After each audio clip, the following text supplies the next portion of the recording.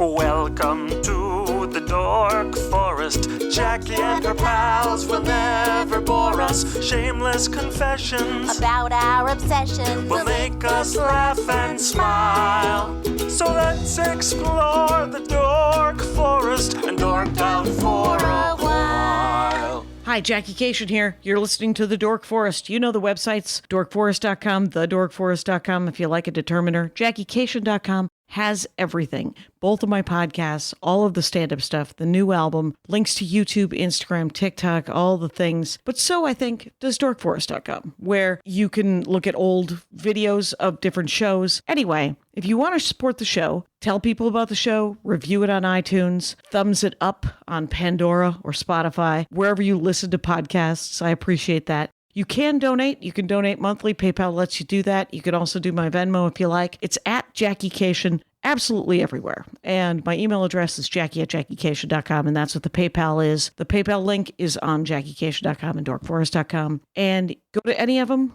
Thanks for listening. There's merch, there's stand-up, there's tour guide. You know, you can find out where I'm touring. This is getting long, so let's get into the show. Hi. Oh, damn it. Hi, I'm Jackie Kashian. You know where you're at. You're at the Dork Forest. It's the Dork Forest. And finally, Eliza Skinner. You're like, I'm willing, finally, to tell the people of my dorkdoms. Eliza Skinner, everyone should know, is hilarious. A wonderful stand-up comic and a writer and a smarty magoo and all the things. So if you were to go, for example, on Twitter to @Eliza Skinner, ELIZA SKINNER, or ESKINZ on Instagram, or her and her dog on TikTok. I'll put it in the notes. We'll figure it out. But you have a show once a month at the Yard here in Los Angeles, last Friday of the month. So the next one will be at the end of March. And good times. Stand-up comedy. Always funny. Always smart. Always good Thank people. You. Yeah. Yeah, you're going to be on the next one, I believe. Oh, there you go. So, so Destination Rangers. So at least one very good comic. Right. I cannot promise for others, but I'm sure with the booking, it'll be fine. Just a bunch, it's just going to be a bunch of those guys, those bullet head dudes that we all love so much. I think not. I have what is left of a cold, so I have a little scratchy throat. Think of it as a sexy option, Rangers. Oh. Welcome to the program, Eliza Skinner. What? Here's the dorkdom. I was like, information cards? What does that mean? Conversation cards. Oh, conversation cards. I don't even know what that is either, but it's certainly, information cards sounds more. Okay, what is a conversation card? Okay, conversation cards, they're like question cards. They traditionally, so it'll be like a little deck of cards and they'll have just conversation starters, just questions, icebreakers. Oh! And they go back to, from what I could tell from my research, they go back to like the 1700s, the 18th century. Yeah, and some of the first ones... I would have guessed Chicken Soup of the Soul. Right? Right? Yeah. But you're talking 1700s. Yeah. Victorian, you'd have people like, we don't know what to talk about. Whatever should we talk about? And they'd pull out a little card and it would be like gloves. Yay or nay? Oh my God. Lively conversation. Well, I read those historical romance novels and they're like, you can always talk about the weather. And you're like, can you? I guess so. Because it changes often enough in some cities. Not here, but yes. Yeah. Though yesterday... It's pretty insulting to talk about the weather. It's true. Except on the days when it's weird, because then it is like it rocks all of us. Right. Like there is water falling from the sky. What plague is this? It's in the 40s, you guys. I don't know what to do with my animals. Yeah. Yeah, mine's in a sweater. It's adorable. Thank you. So if they started way back then, I wonder who was publishing them. Just fancy sort of court jestery kind of people? Yeah, well, a lot of like game manufacturers also, like they were considered games. So some of them would have not just the question cards, but also answer cards, which it seems a little bit useless because the answer cards were like, yes, definitely, or like, I'll have to think more. Like it's like Magic 8 Ball sort of answers. Right. All indications say yes. Exactly. Interesting. That is Yeah. ridiculous. So when did they become sort of more? I mean, I suppose Cards Against Humanity and Apples to Apples are games based on those things. Yeah. So like when I was a kid, I was always really into like game stores. And I also had no friends. So I would just like... How many kids in your family? 2, but my sister's like 10 years older than me. So you were, my niece had the same problem. Loved board games, was essentially a much younger only child and no one to play with. It's a heartbreaker. Yeah. Like the kids that I was friends with in my neighborhood when I was really small, like moved away by the time I was elementary school. And I was in a part of town that, a lot of the kids that I went to elementary school with, their parents were scared of my neighborhood. So even if I had been better at making friends, like most of them were not allowed to come to my house.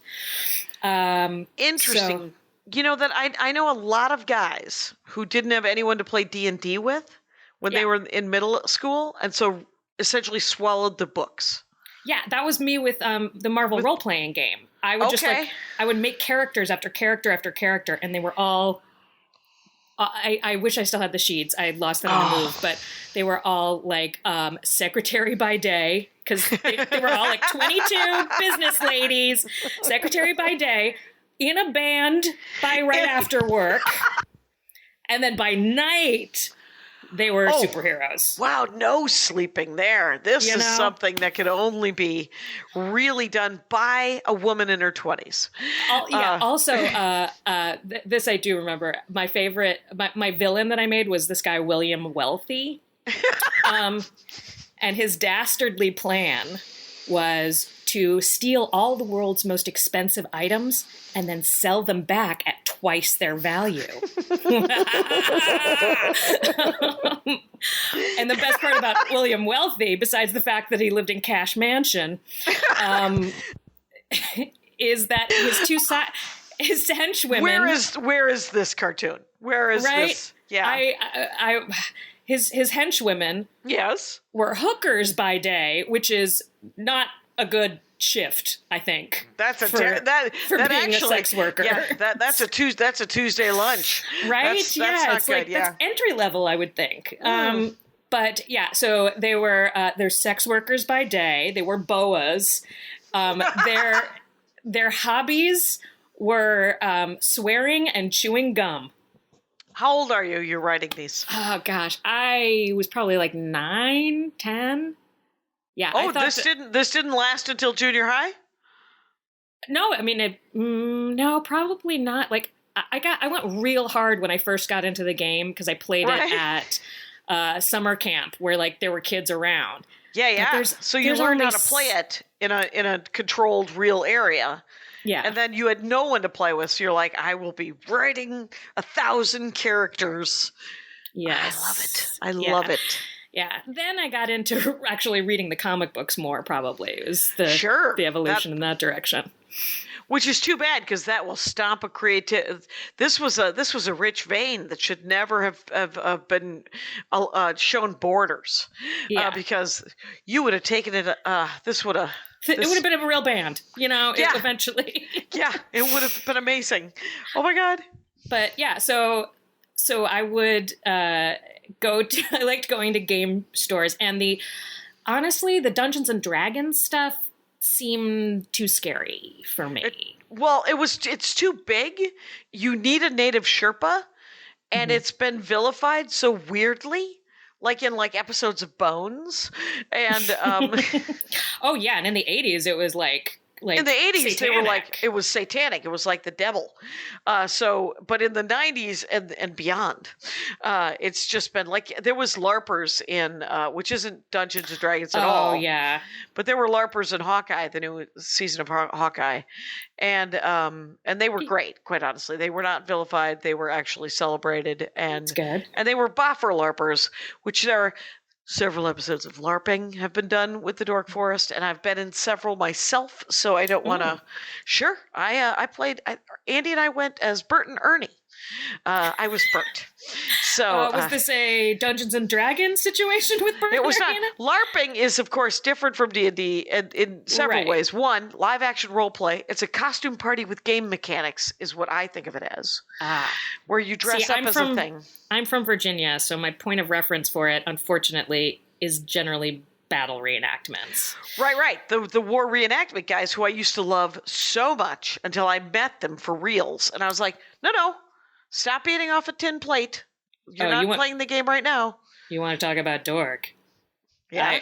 I've worked with them a lot. My parents made films for a lot of museums in Virginia and a lot of like historical societies, and so yeah. So they would come and do reenactments. They would be the actors to reenact the historical moments. Yeah, they'd be like telling stories where they're like dunking on other people about the specifics of old weaponry while they're like drinking a Diet Coke in colonial garb. And I'm like, this is very weird. This is a lot at once. It feels like a lot. You got to really, the Society for Creative Anachronism, SCA, is actually one of the things I guess that they are known for, and I don't have all the information, as per usual, but I always have all of the opinion. But here's the thing. SCA is a big, they will, like you, if you were dressed in Regency garb, you could not use a glass that was not. You had to do everything especially in game mode, right? Mm-hmm. When there was no game mode, then you could do whatever you wanted. But D&D, of course, is one of the tabletop games, kind of like Marvel Heroes, where you create characters from charts and from your imagination, and then you sit down and somebody runs a scenario, a game plan, the game master, and then you play your character and respond to things that come. But do they not mash up? Is there no like D&D LARPing? No, it's not. You can do sword and sorcery LARPing, but it's not. But it's not. But D&D is only the tabletop. Right. D&D is its own game, and then Wizards of the Coast owns it, and they also own like Magic the Gathering, which is a card game. Oh, I know. Have you played that? I tried once. My boyfriend is very into this stuff, and sometimes stuff doesn't take. Andy loves a fiddle and diddle board game that I'm just like, no, I'm getting a stress headache. Yeah, I big played time for 5 hours. Yeah, I big time do the board games with him. I've got my certain things that I like and don't like within it, but and just the general tabletop role playing stuff. Do that. We tried to do magic cards one time during the lockdown, and I was like, this is not making sense. Not to for me. you. Yeah, not for him either. And then later he was like, I want to be a magic person. I want to be someone who's into magic cards, and he like got into them. And again, I, for a second, was like, and then I was like, no, I can't. I've got too many things. This is not something I want on my resume. And the thing is if there are people out there who want Magic the Gathering, want to play that, one of the things that you were just talking about, how you like to hang out at game stores, one of the things that kept game stores open during the no days, not lockdown, but previously, is that they will have Magic the Gathering nights. They'll have drafting nights, they'll have tournaments, they'll have commander tournaments, all these things. I learned how to play Magic the Gathering because a comedy booker in 1993 was really into Magic the Gathering, and it was invented in 1992. So he helped me build my deck. He explained how to play it. So I got kind of into it for a couple of years, and then I got out of it, and then I met Andy, and I played it again for a couple of years, and it's weeded off. So I like the idea. Yeah. But the deck building is hard for me. So yeah. The 90s was a real time. Yeah, the 90s was that early 90s was like everyone. There's been a few waves, I feel like, of people of like, we have a card game also now. You collect these packs. Like that was when you collected the packs to make your deck. Andy's still buying booster packs. He's still buying boosters. And then he's like, I bought Andrew. One for... Yeah, my Andrew does too. You're Andrew? And does he buy two? And he's like, I got one for you. And then we open them together, and then he gets all the cards. No, he knows that I'm like, with all love and light, I will not go down this path with you. Fair enough. Fair enough. But yeah. So I collected those packets for an X-Men game back then. Oh, okay. Like there's like Yu-Gi-Oh! And there's Pokemon and there's X-Men and there's Marvel. Yeah, there's all the games. Yes. Yeah. And I do, like, personally, I feel like this is all so, but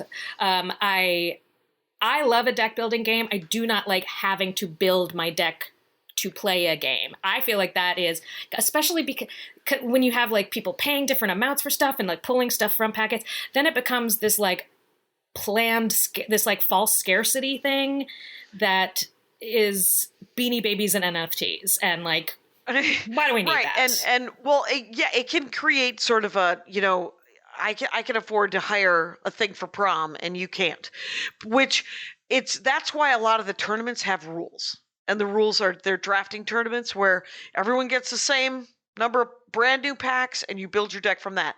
But I do like there are deck building games that that are board games. Yeah, that's what I like. And also, basically any version of any of these things where you like create your, like if it was like you get to have your own, like you make your own magic cards. Yeah. I would be like, Fun Times USA. Ooh, what is this? Crafty? Right? Yeah. Okay. Like my version of Apples to Apples that I started out playing was that. Like everybody just writes down weird little phrases on pieces of paper and you throw them all in the middle and then you pull your hand from things you wrote, other people wrote. So like that I feel like is so much more interesting. Anyway, back to the game store. Back to the game store, yes. I would be in the game store, intimidated by the D&D stuff, especially since some are boxes, some are books, some are like it's a cash statues. Cow. It's a cash cow. What do I need? What do I need? I'm 9 years old. I'm shuffling around trying not to make eye contact because it feels like a grown-up store. And the deck games I was always really into. But a lot of those are just expansion packs for other things. So I'd be like, it's $5. I need to have what else to play?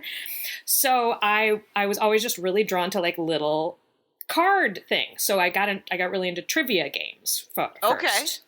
And then other kind of games like that, like your category type of things. Okay. Or Trivial Pursuit or... Yeah, I got a Trivial Pursuit over here. And do you ever play Pictionary? Do you remember Pictionary? Not as much. Okay. Yeah, I don't know. It's like maybe I just don't respect myself as an artist, or it seems too finite.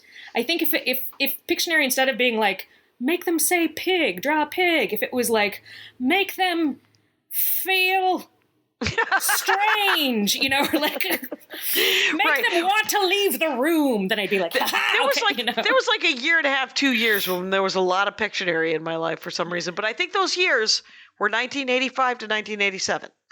So you got it out of the way. Yeah, don't sweat it. But I just really got into those things weirdly on my own, like when I was just like stuck by myself, because also you can go through those cards and be like, okay, so that was the first person to win a Grand Slam. Who cares? I don't know. Right. And then when I started like interacting with people more, I'm like, let's play this. And I didn't realize how much I was really into question cards and question lists and trivia cards and little conversational games with cards, until I grew up, and as an adult, people I think had the confidence to say back to me, I don't want to do this. Why do you always want to do this? And I was like, what? Why would you not want to do this? Why would you not want to answer a random question that's nothing to do with anything? Why would you not want to see which one of us knows more about dogs? Why would you not want to do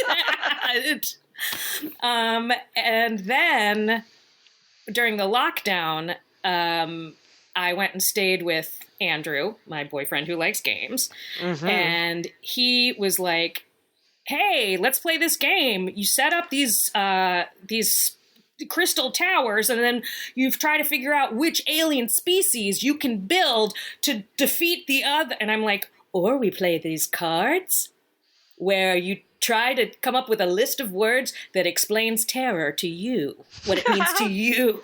And what game is that? Right? They both sound good. I just made them both up. But oh my God. Yeah, there's game design in your future. Anyway, and comic book writing. Go ahead. But so we both, I just started finding and picking out the not even realize I was doing it, the different sort of card games and creative card games and expressive card games.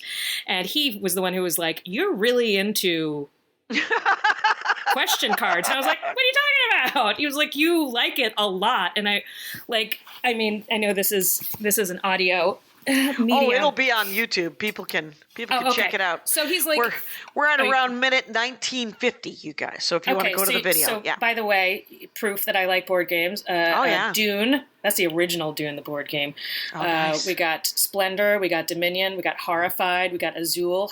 The big times. We have Horrified. The big times. Yeah, we have Horrified. I like Horrified. Have you tried the other, the American cryptids Horrified? No. Not as good. Right. The original one's better.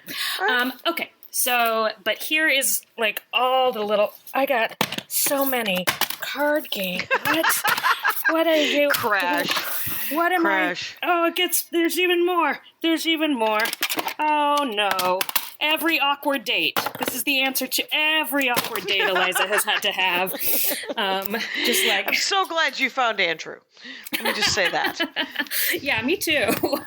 But yeah, they like. Do they start conversations, these games? They do start conversations, and I have found them especially useful. So, since this pandemic, since like we've all started trying to re-enter the world in different ways, a lot of people, I think, I've seen a lot of people talking about the unmasking that they have done during this pandemic, different types of unmasking. Oh gosh, my dog is excited now. Hold on. I have to give him. I did. Now he's like, does this mean that I'm getting something? And I'll give him something so he leaves us alone. Right, you'll give him something. What is unmasking? What do you mean by that? Okay, so like a lot of times it's used when talking about ADHD or autism.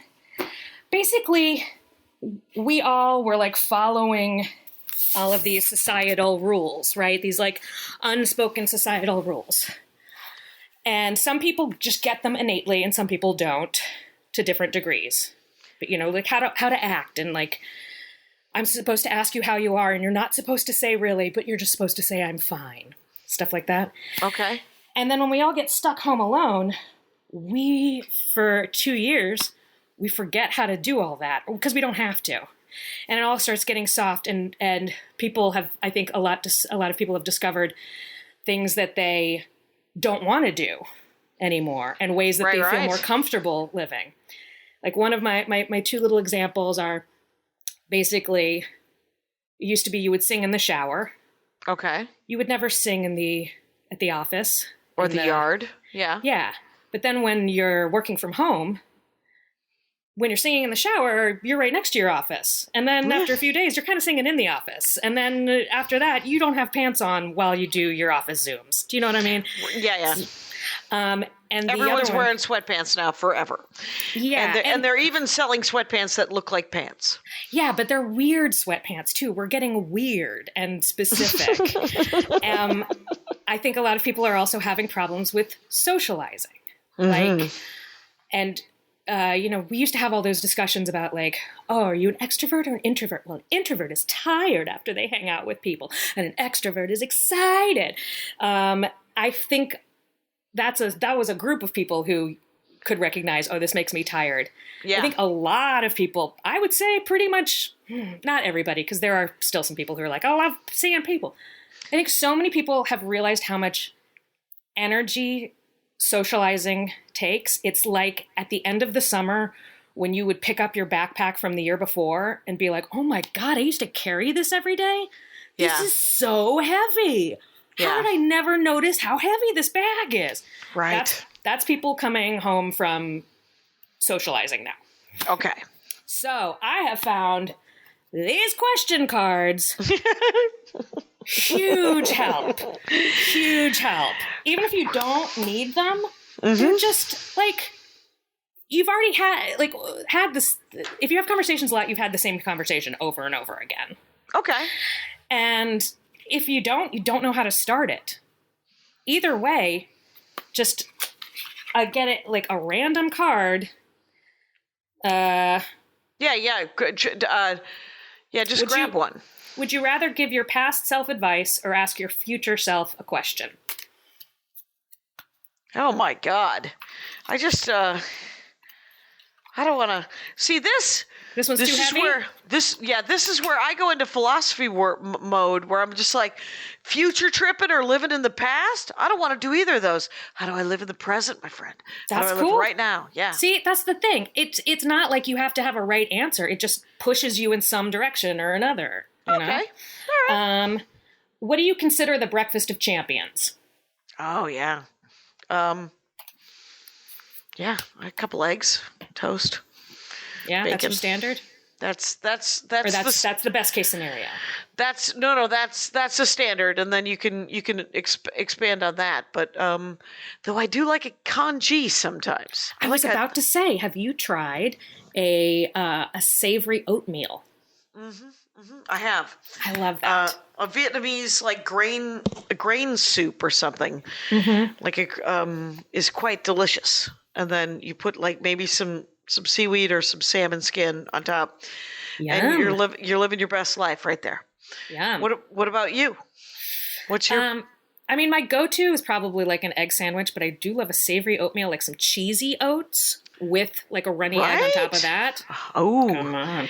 There's something about putting an egg on top of any pile of food that you've really just brought it up a notch. Egg is the new opulence. Yeah, yeah. You want to look like you're fancy at something? Soft-boiled egg right on top. All of a sudden, there, it's happening. Mm-hmm. We're gonna. But see, we never would have talked about eggs, right? If it wasn't we for wouldn't that. have. Exactly. So, where did you get those cards? What is that deck? Okay, this that last one was from Loaded Questions, which is actually a whole like board game. I just use the cards. The one before is from this specifically just for conversations cards called a collection of questions for deeper discussions. And then I also I have these Trivial Pursuit cards, a lot of cards about different types of trivia or like interesting facts, Right. Those sort of fact cards, you can get them by topic, right? Like it's like space or motorcycles or whatever it is. I remember that kind of from childhood. Yeah. I also have Red Flags, which is by the I think it's by the Super Fight people. Have you played Super Fight? It's like a card game kind of version of. Well, it's not quite. It's like a versus game, but cards. Yeah. Like war. Is it old timey war? No? You're just kind of like making a case for it. So it's not the game function of it is a little, but what's it called? Super Fight. Okay. It's one of those ones that's got like a regular deck, and then you can get the specified like Super Fight History, Super Fight Space, like you said. Right. Have you ever played Timeline? No. It is a card game where different cards come up with events. Huh. And you got to put them in order? Yes, but whoever goes first, like if the first thing you put down is the Big Bang, you know that everything comes up after that. Mm-hmm. But if the next card up is Cotton Gin, and the card after that is Wireless, the Telegraph, yes, then it gets super close. Yeah, I think would like that game. Yeah, because it's both trivia and informative. Yeah, there's a game. I want to figure out is it Kerplunk or something? There's a game that I play that's just numbers. That is a version of that. I can't figure out what it is. We play it on Board Game Arena. Anyway, but Board Game Arena. We do Tabletop Simulator, which is annoying. It might be called Chronology. Okay, instead of Timeline. Yeah. Yeah. I also love when Andrew and I talk about games, the more gamey things. I like the grab and go of a card game. Oh, that it's small. You're not doing Dwellings of Eldervale here. I mean, it's not an expansion set with Small World, and you got 20 pounds of game. Yeah. Yeah. For a while, we were trying to have a board game podcast about the two of us being stuck inside playing board games, and one of my metrics was being able to play on the floor of an airport. Like, okay, do you need to spread out? Can you just? It doesn't matter if you're getting jostled. You can still like not be in the hell of sitting around an airport because you've got this game. Right. There is a card game that I brought with me on the road a couple of times that was, sadly, you had to spread out a little too much. And it's called Guillotine. And have you played that? Where you gotta do a row of heads. Yeah. And so it takes up a table. Yeah. Yeah. It's again, hard. Like I really like some creativity in it. So when you don't have to like I like the games where like you got to figure something out, figure out how to do the thing, or create it yourself. When it's like, just check these boxes. Yeah. Go for it so much. But yeah. So what is a game where you have to figure something out? A card game. Oh, a card game where you have to just figure something out? Or are you talking board games in general that you have a... Just in general. Like even there's this art game that, well, no, I like, basically I like it if you've got to have multiple ways of getting something done. Okay. That just, I don't know, it feels more creative to me, and that excites my brain more. Yeah, there's, I played Clank the other night on Tabletop Simulator, and because we had a game night with friends over Zoom during lockdown every Tuesday, and we've sort of kept it up. And some games we played where Andy has, he's running the game. He's got a camera facing down on the board. And we played Hero Instant like that too, which is a tabletop game that he's writing that's in beta, and it's essentially a superhero D&D game. And I'm in 2 playtests of that, by the way. So I play Mrs. Kravitz, the meddler. And then I also played Dr. Quetzalcoatl, which is sort of a privileged white archaeologist lady who accidentally stumbled into a thing in Costa Rica and got the powers of Quetzalcoatl, much to the irritation of the local inhabitants. And she wasn't supposed to be the one with the powers. Why is Whitey Magoo flying around like a dragon? She doesn't know what to do with it. She can't even eat our food correctly. She doesn't even speak Spanish. Why is she here?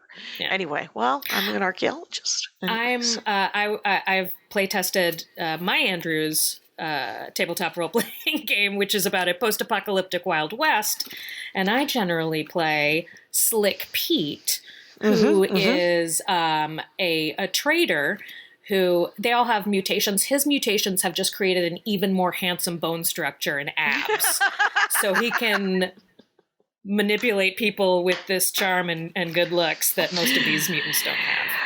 This is one of the great things about tabletop games and creating characters and stuff like that is, and Andy explained to this when I first started playing D&D with him and other games like Champions and these other games. It is a way to try out different genders and sexualities and different actions and evil and good, and you get to practice your social skills in character, and you are surrounded by 3 or 4 other nerds that you can practice your other social skills with in real life. Also get out some grudges that you might have about certain types of people. When I play these fellas, I'm telling you, I'm reading some people from my past is what I'm doing. What? No, I don't know what that means. Who are you playing and who are you killing? Oh, I like. Do you usually play straight white guys? No, I mean, I play women a lot also, but when I do play straight white guys, they are generally real Lotharios. I think I am. I'm fascinated with what I would do with that power. Oh, right. Well, see, and that's awesome. That's it in a nutshell, right? Fascinated to what you would do with that power really feels like why we play these games, right? because I have one character, and I just named it because I thought it was funny. But then when I started playing it, that was part of the enjoyment of it. I was in Brian Posehn's Nerd Poker, which is a podcast where they play Dungeons and Dragons. And Dan Telfer is the game master, and I think they're the ones behind the paywall, sorry. But I always play Gaston Mansplain. Yeah, exactly. Like, what this blade feels like. What does it feel like to hold the blade, though? Well, and my other favorite thing is that I will play Gaston Mansplain, and someone will come up with an idea. I will repeat that idea. Yeah. Then, see, it's like a kind of therapy. It's very much like a kind of therapy for sure. It's a good way to deal with how you would to role play how you might act in certain situations. For me, it's never how I would act. It's always how this character. One of the other things that, again, Andrew has pointed out about me, because he's not only been in games with me and DM'd with me, and he also has just watched me play with other people, done like Stream of Blood, and and as Andrew points out, I like to play characters who lie. They just lie. That's how I am not somebody who is like, get me in a battle. I'm someone who's like, I'm going to trick you into thinking that I'm in the battle with you, and in real life cannot lie. Can't, like, the second I tell a lie, I'm like, oh God, I did a lie. Right. I don't remember the lie. Don't forget the lie. What was the lie? Oh Jesus, they can see the lie on me. Like, I am so bad at it. I hate it. But yeah, in these games, I'm like I also play Franny Chump, the like Cockney. I think she was a former barmaid who then joined, obviously, some sort of demon hunting society. Why wouldn't she? Yeah. And yeah, she's always like, right, need to use your shitter, and will do anything, degrade herself in any way to get what she needs. And I'm like, oh no, I would be making people so uncomfortable if I did that. I could never. And lying? Why, no, that's just not me. Right. Rangers, we're talking with Eliza Skinner, by the way, just so you know, just in case you were to want to find the real person, the non-liar, the the relatively sedate, but who loves a game. And so I don't know if these conversation cards is really your dorkdom. I think it's these games. Oh, I mean, well, I like games, but I don't. That feels less mine than the cards are. Like the cards. Yeah, the cards feel super specific to you. Yeah, like Are you walking around with them? Are you taking them to parties? Yeah. Yep. Yeah, for sure. I used to, with my last, I got a new car, so it's nice. The old one, though, I was constantly pulling little trivia cards out of different places because I had taken like a handful of them with me someplace. And I also think there's something to the randomization of them. I think that feels generally kind of like mystical to people. That we're like, oh, the card wants, this is the card I'm supposed to have. This is the question that's right for right now. Because I also have a lot of like oracle cards and stuff, and people are always like I have a few sets. What's an oracle card? Besides, I know what an oracle is. They predict the future. Yeah, so they're like tarot cards, but it's not a tarot deck. It's just something else. They usually have a theme, and they've got like just different. Are they images elements. Or are they words? They're both. Yeah. Okay. Are you supposed to Rorschach it, or hey wag wag, hello little waggy? Oh hello. Yeah, kind of. I mean, I definitely Rorschach it more. Some people are like, oh, here's what the card means. Just like with a tarot card, they're like, this is what this card means. It could mean that to you. It could mean that to you. That to you. I prefer like a what do you feel like about this? What does this make you? And again, it's another way to like spin a conversation in a certain direction. And I think kind of like with the games I like and the creativity I like, I feel like there's something interesting about the triangulation of here's me. Here's you. Here's this other random thing. what does this equation become that won't be anywhere else and anything else? And how do we get from each other to this other thing? That is cool. And initially, I bet you, God, I could have used those just because it's a nice clock eater with the fact that you can at least go, all right, pick a card. Because it's weird in a situation, but is it any weirder than the way that I have conversations currently? Where are you from? What do you do for a living? If I've asked you what you're reading, we're one question away from me telling you what material I'm working on, or me walking out. Yes. You've run out. Yeah, well, that's the thing. And also, I am, as I mentioned neurodiversity before. I am diagnosed with ADHD. And TikTok. Who takes the time? Who takes the time to get that diagnosis? Did you just do it in the last 2 years, or 4 years ago? 4 years ago today. Yeah, and I'll tell you, it explains a lot about some of the social difficulties. What does it stand for? ADHD? Attention Deficit Hyperactivity Disorder. I don't have a whole lot of hyperactivity, but I don't know. You've walked around your apartment 3 times since we started this podcast. I guess that's true. But I'm purely trying to occupy my dog so that he leaves me alone and doesn't fuss, because my dog now does this thing where dinner time has become. He used to be really sickly. Whatever. Dinner time has become 2 to 9 o'clock. Okay. So it's just like a 7-hour buffet. Right. And he just fell over. What he likes to do is a cruise ship. Exactly. He likes to be able to go at any time to the Lido deck, get himself a cocktail, and maybe some nosh. Yeah, basically he's sitting there like, Mama, this is all inclusive, and I'm using it up. Get my money's worth. That is the dog voice. So, yeah, I am in women a lot of times, especially ADHD presents as like attention deficit hyperactivity disorder. Okay. A lot of distraction, procrastination, a lot of piles of mail, things like that. Okay. Losing my keys from my front gate to my front door. Right.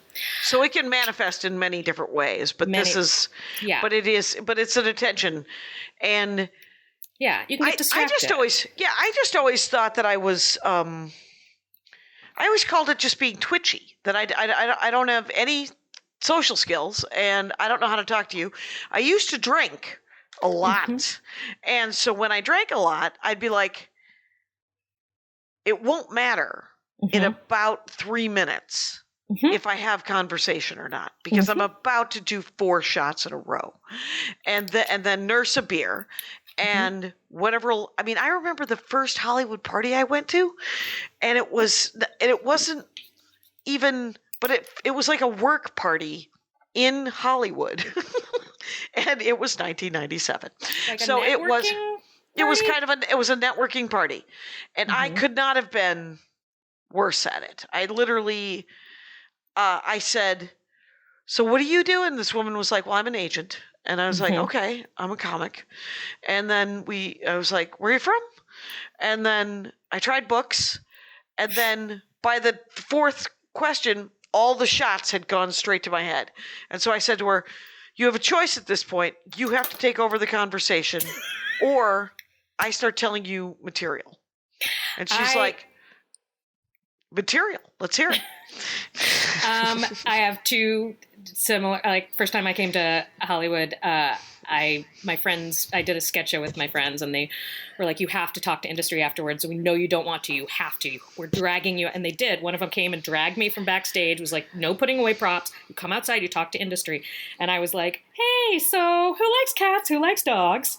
What's your favorite kind of candy? Because I'll tell you what I don't like. Nougat, and I'm like, This is great. I don't want to have to just throw shit at them and like sell myself. I'm going to treat them like people and they'll see I'm a nice person. And that's the kind of people you want to work with. Then I looked around and saw everybody else was like, here's what I've written. Here's what I want to write. Here's what I can do, what I have done. And the people were like, great, we know how to work with that. And the people I was talking to were like, what the fuck is going on? Right. And I was like, oh, this is part of my job, and I'm not doing it in a really weird way. I'm not good at it. Yes, but it can be learned. Yes, and I thought it was distasteful and gross instead of like that would be like thinking that it's distasteful and gross to ask for money after you finished ringing someone up. Like, right. That's it was part of the job. You have to get that. You have to get there. You have to talk about those things. Yeah, and it is very weird. So when you would bring these cards out in the world with you, did you curate them, or did you just random stack? No, random stack. Sometimes when I flip through them, if I get to one that I'm like, this feels like an uncomfortable question for right now for this person, I'll skip that. Yeah. But yeah, because like also I feel like people want to talk to each other, but they don't always know how to start or want to talk about. The other thing is something real. Yeah. Yeah. Like you can go really deep with these, or you can just skate around on them. Like, it's but fine. They're real topics, at least. They're real topics, but you could keep it small talk, or you could use it to go deep. And so when you're like, if I'm just having a raw conversation with somebody, I can't really do that. I'll be like, hey, how are ya? Didn't get caught in the rain, did you? Good. Who in your family do you like to talk to? Like, I don't know the questions that do both. Yeah. Like, it's only like surface or like deep. Yeah. So these I think are a good way to do that. And I think it's good for other people. Like I would tour a lot also doing short form improv, and you talk to the same people over and over. And so you're like, what else do we have to say to each other? Right. It's good for that.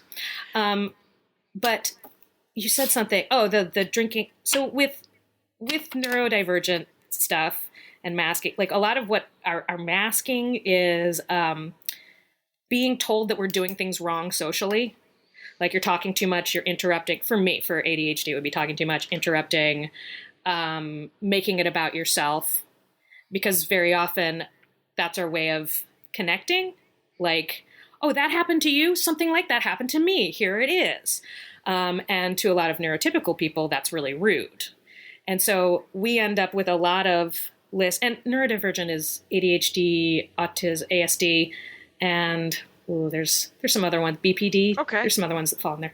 So we've got like this list of don't do this, don't say that, don't act that way in our heads all the time while we're trying to socialize. Mm-hmm. So things like drinking, really helpful because it lowers your inhibitions, quiets that list.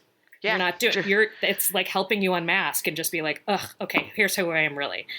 And not a healthy way, but it's and it it not only takes away the inhibitions to talk, and it takes away it just lowers your judgment across the board in your actions and the rest of it too. So, and it could change your personality too. So it's really, as you just said, it's not an ideal way to deal with it. But it's a type of self-medication that rather than getting a healthy an actual medication, it's like, this helps. So I think that's, again, if I'm just having a raw conversation with somebody, I'm thinking like, be careful you don't accidentally say something that hurts their feelings or is too blunt or is something they find inappropriate to talk about or whatever. The cards, they're fine. The cards are written fine, but then also if it does break one of those rules, I can be like, whoa, weird card. Where did the card ask you that? I never would. Never. Couldn't. No, I know. I get it. I get it. I know that we're just supposed to stand at this bar for a second. And then we're all going into this room. Yes. And so that is hilarious. And so what... also helps with family. Oh, really? Have you done it in family situations? Do you bring... Because Andy's a big fan of bringing out a game in any kind of family situation. He's just like, anyone want to play a game? Yeah. Sure. The thing is, a game just takes a little bit more investment. You could do like 1 card, 2 cards. No big whoop. But you have to be like, yes, we're going to... So my family, for a while, I did do the game management with family outings, which was a lot of celebrity. and a lot of apples to apples. Again, Okay. my style, where we make our own cards. Okay. But yeah, during the lockdown, we would have family Zooms. Yep. And that would be my mom, my dad, my sister, and me. And yeah, it's our family conversations. Where does everyone live? My sister's in New York. My parents are Okay. in Virginia. I'm in California. And I was in Denver for a lot of that, though. Right. Have you ever, this is the weirdest thing about lockdown for me, is that people would do these weekly Zooms, or weekly phone calls, or it never happened before that. It wasn't like I was talking to my family, like my brother was like, you have to make sure Dad gets groceries every week. And I was like, okay. He's like, so call Dad every couple of days, see what he needs. And I'm like, okay. And my sister sent him a tablet that I was like, he's 80. He's never going to figure out how to use that. So I figured out how to rip and burn a DVD, how to use a Samsung, because he has a DVD player. And he has this Samsung tablet that's hooked up to my sister's cellular Wi-Fi. So because he has a flip phone, and so he can get on the internet and do whatever he wants on this tablet. But how does he use the tablet? So my sister sent him the tablet all set up. If he were to know how to use it. And I sent him a DVD with how to use it if he would put the DVD in and watch that. So I called him a couple of days later and I said, Dad, did you get the DVD yet? And he goes, no, I got the tablet though. And I said, okay, well, the DVD will tell you how to use the tablet. He said, well, I Googled a couple of things and I watched a thing on Netflix. What else am I supposed to know how to do? And I was like, throw away the DVD. You have figured out how to use the tablet. Good for him. Right. So, but you had never talked to your, like, were you doing it never weekly spoken with to your them family? ever in my life. No. Right. No, yeah, No, previously you had never met them. No, yeah, we didn't do the group things. And, I had found in my family, like, numbers matter, like a 2-person hang. That's great. 3-person, 4-person, it's getting a little iffy. Yeah. So it was never something that I pursued, but yeah, I feel like during the lockdown, I think we were all worried, I think especially about our parents not having other sources, not only not having us to interact with, but also just the other people in their life that they normally, the people at the grocery store, the people who walk their dogs past their house. You want to keep them in. You want to keep them inside. Yes, you want to keep them in. And my dad has dementia. So it's, but, he's still living at home with my mom and he's still like pretty lucid, but it is progressing. It's growing. Yeah. And it's horrible. But yeah. So the 4 of you. Yeah. Mm-hmm. So during all this, we would do question cards. I had gotten a little deck to take with me when I went to Colorado for Andrew and his kid that was like family questions. And I would just use those. And it was great because you can't do the like, are you mad at me for giving away your cat when you were 10 stuff if you're saying like, what's the scene from a movie you always remember? Yes. But you are still learning about your parents and they're learning about you kind of in this adult, What's that card game? Because that one does sound great where you can do it with kids. It's Chicken Soup for the Soul Junior. Yeah. To some extent, right? Yeah. It was a deck I found called like Family Time. Okay. And yeah. I mean, there's so many of them. Right, I'm making my own. Are you making one? Yeah, I'm making one. And you want to do a podcast, right? You were saying? Yeah, that's why I started making it. Because I was like, well, I can't do a podcast and just ask other people's cards. Right. So I have to have my own base deck and maybe pull out some other ones from other things. Right. If you do a base deck, will your base deck...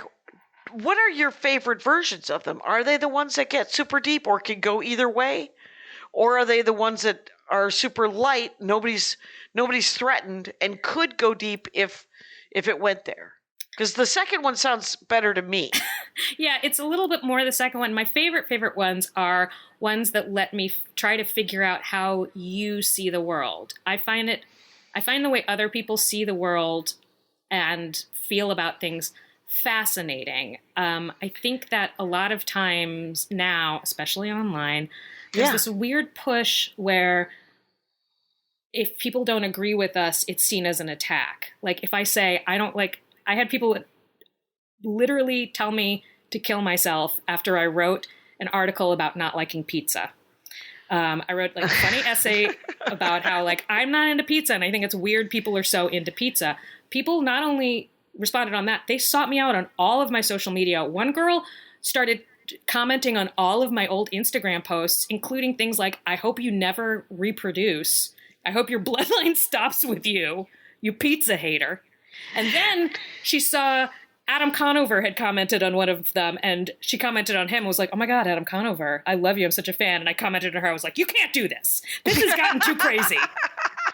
You can't tell me to kill myself and try to make friends with my friends. Right. What are you doing? It's over pizza. Over pizza. And it's right. just, and if I don't like pizza. It's not the Holocaust. It's pizza. Yeah, and it's a preference. It's an opinion. Like, if I don't like pizza, all that means is there's one more slice on the table for you if we get pizza together. Like, it should not be a problem. Abundance. There is indeed abundance. Yeah. So when people think something different from me, like in a different opinion, I am not like, gross! Generally, I mean, maybe, who knows? Maybe I'll find a situation where I am. When it gets to that point of sort of human rights and that's not really right.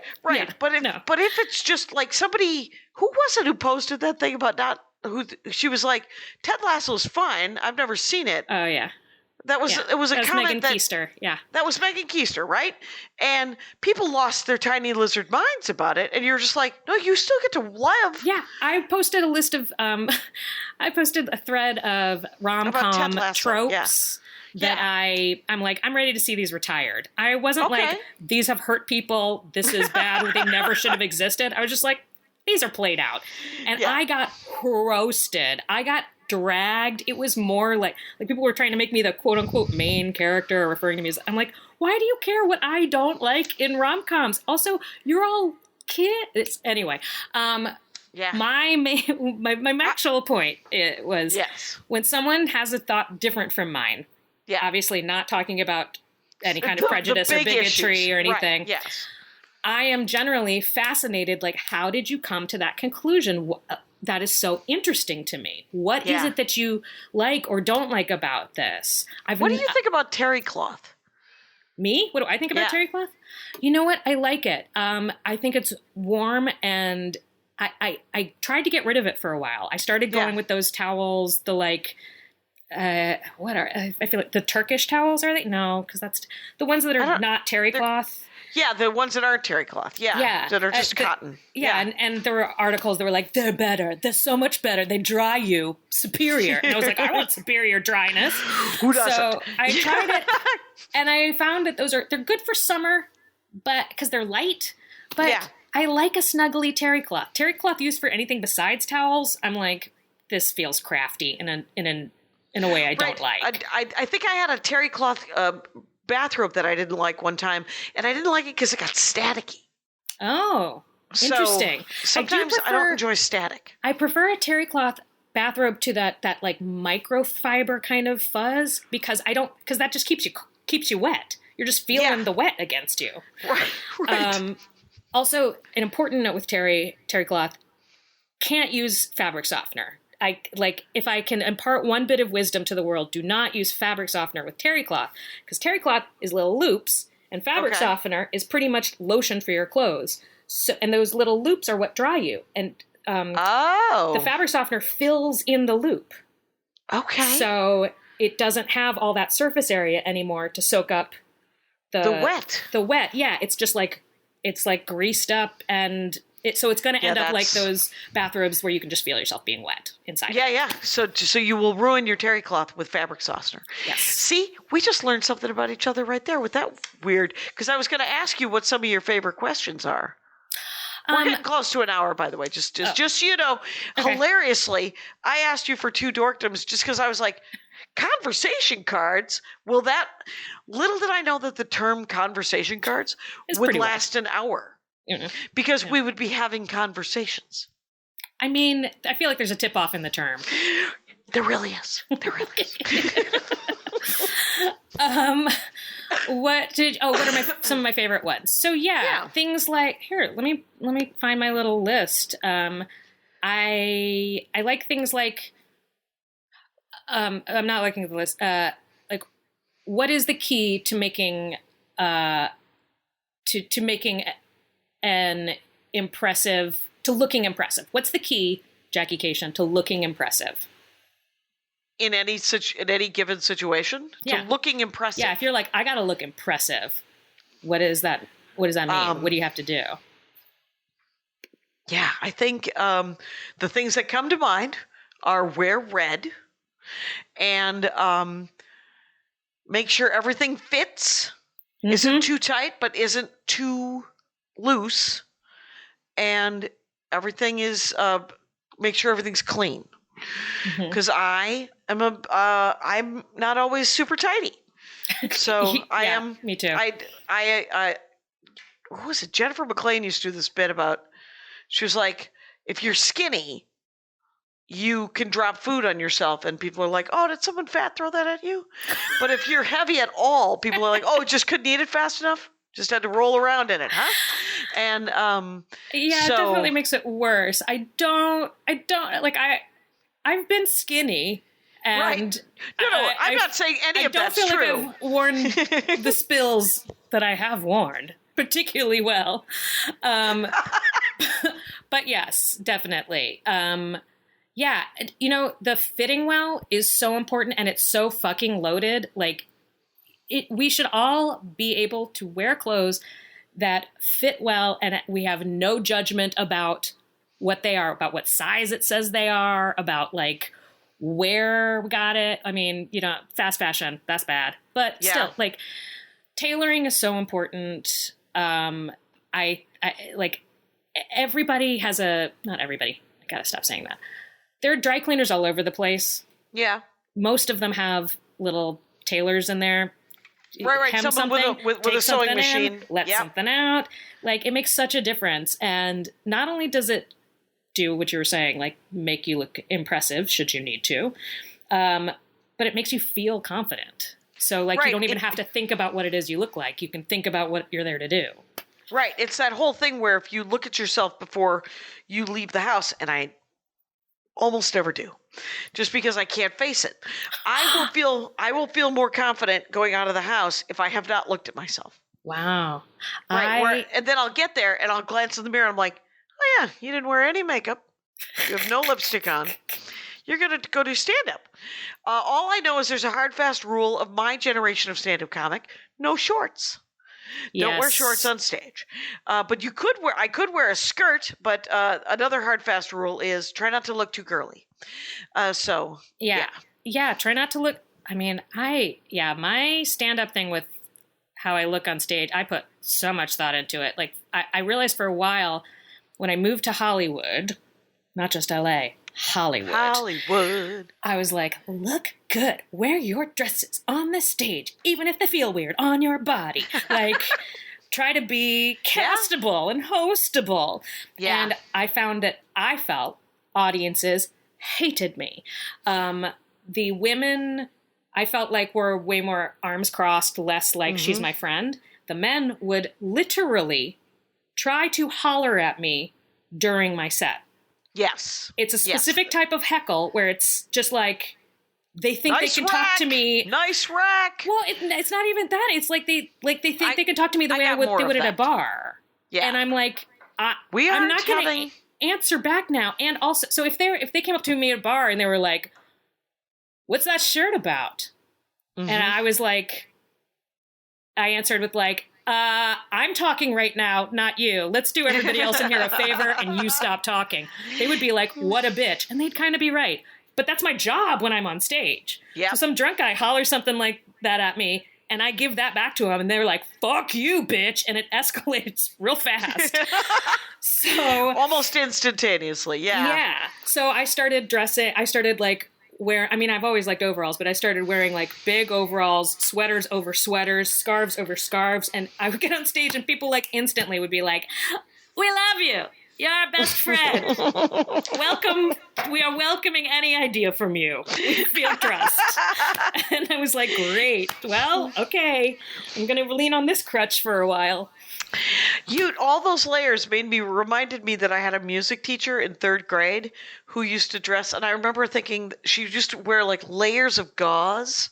It was all very filmy, and I remember saying, she looks like a dragonfly. And she looked like a dragonfly. She was always kind of like whoosh. Did you like it? And I did. I liked her. I liked music class. We sang Cats of the Cradle. Do you ever wear things like that? Puff the Magic Dragon. I have purchased items like that in an effort. Andy and I both, he got a caftan in a white elephant exchange. Mm-hmm. We both put them on, took pictures. Who wore it better? Put it on the Instagram. People, they were like, kind of him. You both look good. I love a caftan. Yeah, it's super comfortable. It was comfy, cozy. I tried to wear it the other day, like right in January, and Andy was like, "Caftan's a summer outfit," and so he's not wrong. He's not wrong. It's true. It's true. There are like adjustments you could make for a winter one. You can wear something underneath it. You can layer it up. Eliza Skinner, I have to tell you that it has been an hour. Oh, I'm sorry, but this has been kind of fascinating, and not even kind of. This has been fascinating, good. And I have loved. I think it's the dorkdom of conversation, and the cards that can help. Yeah, that's fair. That's fair. So, people, if you want to find Eliza Skinner, and you should go to the Yard at the fourth Friday of every month in Los Angeles and watch her do stand-up. But you could also follow her on Twitter at Eliza Skinner, ELIZA SKINNER, and Instagram is ESKINZZ. Eskins. You got it? Eskins. Mm-hmm. And so, thank you so much, and I look forward to hearing more stories about William Wealthy. Yeah. Yeah, he had an ascot and a beret. Of course he did. Oh my God, this was so fun. Thank you so much for doing the show. You're welcome. Thank you for having me. Let me stop recording. No, don't do it. Oh, no, never mind. I'm still recording. Don't worry. Still recording. Because I like to say this at the end of every show. Rangers, you know the rules out there. Take care of each other. My hat, my hat, my hat. They're dancing around my hat. My hat, my hat, my hat. Well, what do you think of that? If it looks like a Mexican hat dance and it sounds like a Mexican hat dance, it's most likely a Mexican hat dance. So take off your hat and let's dance. Yay! Oh my God. Why don't we just call that as the end of the show?